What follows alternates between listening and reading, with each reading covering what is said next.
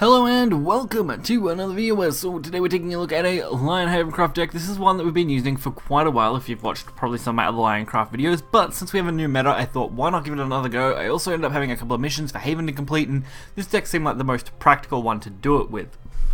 So we're not including any new cards in this variation, so don't expect that, but it is definitely more interesting to play in the current meta with this than some of the past metas. It is just a lot more, I think, stable in this meta at the moment. While the meta itself is currently unstable, of course, this does an okay job, and it's something that I think can really perform quite well. So let's get right into it and take a look.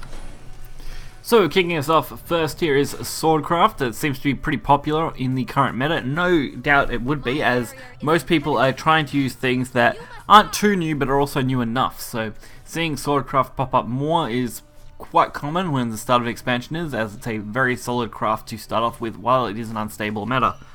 Usually the meta will stabilize within the first week to 2 week range, so we are coming up on the first week of the mini expansion, so we should see things start to settle down and people find grooves within the next week. And then nothing will really probably change much until the next major expansion at the end of the following month, so not really going to be a shock when that comes around. I did find though, Lion Haven of course, working perfectly with these kind of matchups when you can just spam amulets. When you can get the couple of Lion Temples down, you can really use the Holy Lion Crystals to their full advantage and just flood the board with them. It also works well on turn 3, where you can play multiple 2-drops. Rapier Master, a little bit of a problem, since I do have to deal with it. Luckily at least, the Saint Hands should be pretty volatile in this situation, being able to be used very effectively against this. It is a 1-for-1 trade-off, even though we did cost that Evo, but we do get the leader effect, which will always give our hairs that little bit of extra damage at the end of every turn, so quite valuable. The opponent going for Hope Strategist, of course going for the big board, since we have been wiping them every turn, which is the only real practical thing to do against Sword to begin with. But now things should get a little more interesting. So we can actually go for double lions if we want to here, which is usually a pretty decent play. I quite typically like to go for double lions as much as possible, since that does of course bolster up our lineup. Plus we've got double Peace Weaver, so we're not going to be short on amulets anytime soon. I'm sorry, spells anytime soon. Amulets, of course, not quite as good when it comes to that, but either way. So Hope Strategist will kill off the 4-3. I expect the 1-2 to kill off the 3-1 and leave us just with these couple of 2-2s on board. Very predictable, but a very straightforward line of play. So we've got a chance to go for the double Peace Weaver if we wanted, but I did feel like going for the Lions here was a little more of an advantage, since getting the Holy Plate Lions out is really nice. And all we have to do is keep clearing the Swordcraft's board, and then they really can't do anything. What do you do when your board's cleared every turn? Not bad though. Still not quite enough, since it can only hit once.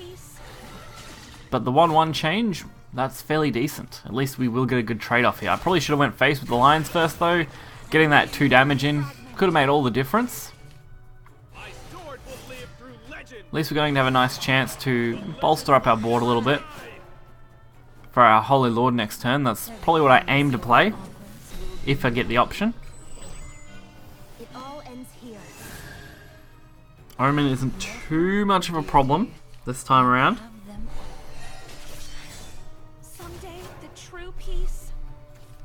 True Peace? Nah, we don't get no true priest around here. We've also got the Holy Lion Crystal again now, which is really nice. Full marks for that one, since we could easily go for 2 Holy Lion Crystals next turn. Not that it looks like we might need to. Let's see what they go for first. Alright, not enough to clear this out. Holy Lord should just end the game immediately. More than enough damage to finish him off. Even if it was running on a bit of the slower side, since we had to keep dealing with our opponent's boards, you can still come out on top pretty much, you know, 60% of the time against Sword, I find, with this deck. So our next match is against Forest, another reasonably common matchup right now, especially since the new ambush card is still abusable for now. Actually, I think that may be changing very soon, or may actually have changed as of this video. I'm just trying to remember which order these will be coming out in, but the ambush follower was able to gain ambush upon Evo, which meant you could actually play it with ambush, attack Evo, and get ambush again, which was quite abusable. It's no surprise that it was, and they were allowing people to abuse it at that point. You wouldn't get a account suspension for abusing that bug, since they realized, hey, it was our problem. And it should be something they can easily fix, hopefully.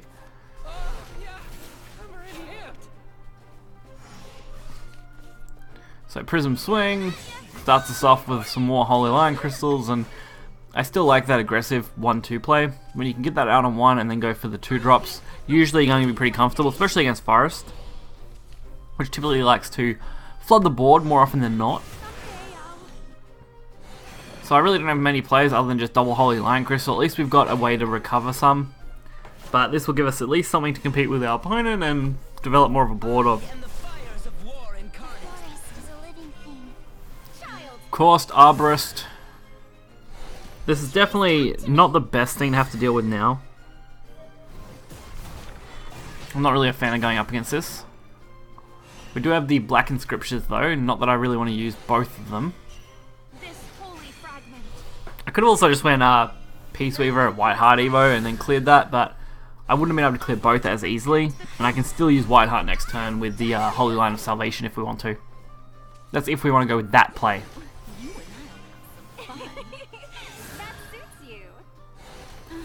Now, opponent Peerless Shot. I still think that's a super abused card. It's extremely powerful, Peerless Shot. It's always a good turn 5 or turn 4 Evo in a lot of cases. But worked out pretty nicely considering we got the hair. It does mean we can take advantage of that and get its Evo effect going off. It does cost us that Evo, so we can't use it on the Holy Line of Salvation, but I think that's a reasonable trade-off.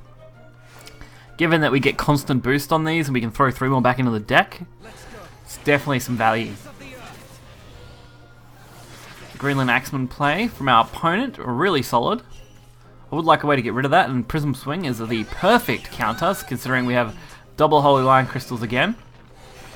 So we can start developing the board even more, especially since our hair's got to stay around, so they're just adding more and more value into the deck. Alright, another Peerless Shot and Archer. Quite good plays to go together.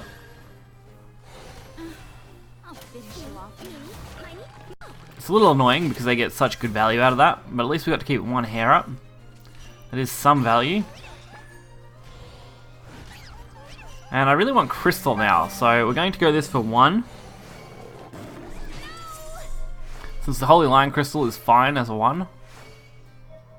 And we get 4 hairs into the deck over and over. That's pretty insane. But they are going to still get decent value since, of course, they've got a fairly good board and easy way to deal with things. But by the looks of this, they can't deal with absolutely everything, so we're in for a pretty good chance here. Especially now we can start going for 5-drop Lion Crystals. And we got another hair, so flooding the board with those is working out wonderfully for us. Because how do you keep countering those? You just don't at this point. Especially with double Lion Crystal next turn.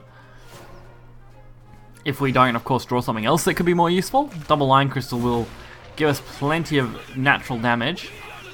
These guys, though, a little annoying. They're quite a good play, to be honest. I do have to get rid of this. I can't really leave them up. Disappoints me a little bit. I did decide to flood again, though. Getting as many of these as possible, really valuable. Plus, I don't really expect to die next turn. The odds of me losing next turn are reasonably low. I mean, best case, they play Dryad or whatever, and they knock me down to 6 for the Omen, and they can't just kill me quite from that position. They would have been 1 short. Alright, and that should be our win. I think our Holy Lion Crystals are ready to activate. So we are going to get the double. So 1 for the ward and 1 for face gives us exactly 6 damage on board for a perfect lethal.